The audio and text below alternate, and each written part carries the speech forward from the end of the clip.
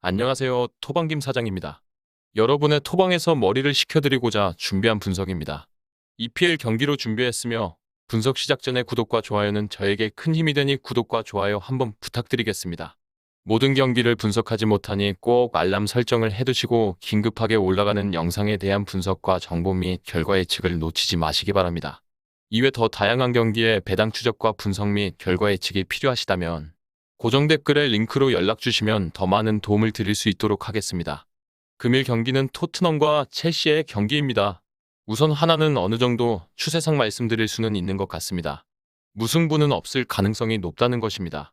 토트넘은 홈에서 경기를 치르며 무승부를 기록하지 않은 이번 시즌이고 이번 경기에서도 충분히 이러한 모습을 이어갈 가능성이 높다고 보여지는 것 같습니다. 물론 이것이 승리라는 결과로 나올 수 있을지는 알아볼 필요가 있습니다. 현재 토트넘의 중원 상황이 좋지 못하다는 것쯤은 이미 다들 알고 있으실 것이라 생각됩니다. 그나마 호이비에르가 다시 돌아와 지켜주는 것은 다행이라고 할 수 있지만 과연 첼시의 스쿼드를 상대로 중원 장악력을 높일 수 있을지는 여전히 의문입니다. 지난 경기에서도 손흥민 선수를 교체로 활용하며 쐐기를 박아넣어 전술상의 승리를 거둔 토트넘이라 할 수 있는데 실제 지난 경기에서 전반에 공간을 내어주지 않는 웨스트햄을 상대로 전반 운영을 하다가 후방 케인에게 쏠리는 시선을 활용해 뒷공간 빈틈을 침투하는 손흥민 선수로 득점까지 이어주는 것이 의도된 것이라는 것은 박수받을 만한 결과였습니다.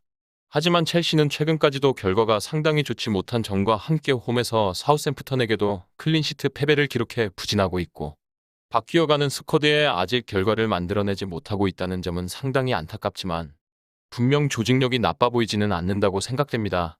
단지 부족한 것은 골 결정력이고 이를 더 개선시킬 수 있는 스털링이 복귀했다는 점은 상당히 기대감을 키운다고 할 수 있습니다.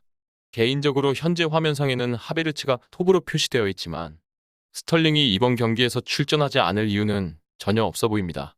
그렇다면 스털링 원톱의 마운트, 펠릭스 그리고 무드리크를 쓰는 것이 상당히 위협적으로 느껴지는데 수비에서는 워낙 실바도 잘해주고 있고 아스필리쿠에타가 부상 이탈된 것이 너무 아쉽지만 대체 자원이 있다 보니 어느 정도 위안도 가능해 보입니다.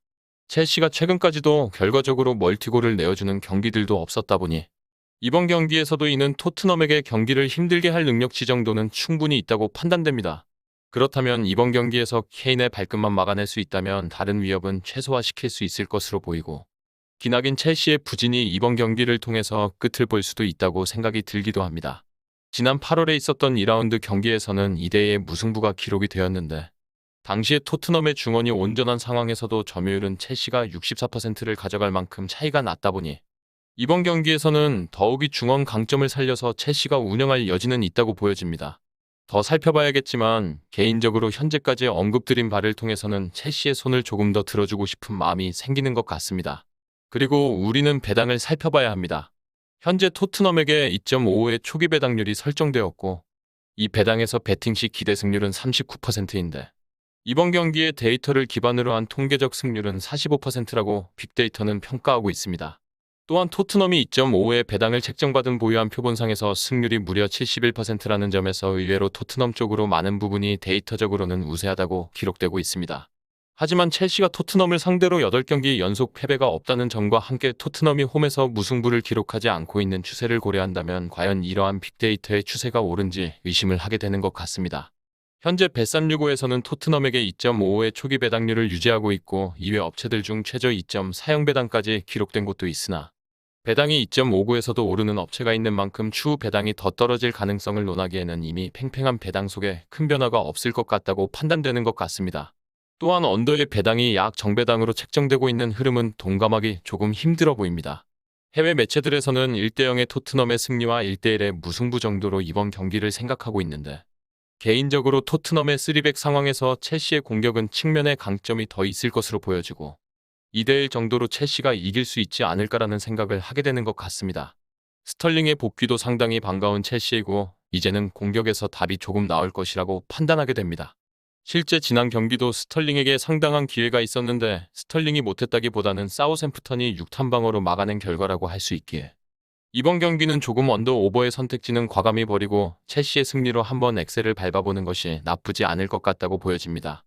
물론 상당히 리스크가 있는 경기인 만큼 그만큼 신중해야 할 것이고 스털링의 스타팅과 함께 마운트의 출전도 생각보다 중요하다고 보여지는데 이들이 온전히 출전하길 기도하며 첼시 쪽으로 결과를 예측해보는 이번 경기입니다. 위 부분을 참고하는 베팅이 아닌 더 근시적인 결과는 배당률 흐름의 변화 및 경기 시작 전 결장자 정보에 따라 변동될 수 있습니다. 함께 베팅으로 더 효율적인 승률을 만들고자 만들어낸 채널입니다. 모든 경기를 영상에 담아내기에 한계가 있습니다. 이외 다른 경기들의 정보와 결과 예측 및 더 많은 도움이 필요하시다면 분석방으로 언제든지 연락주세요. 최선을 다해 보이겠습니다.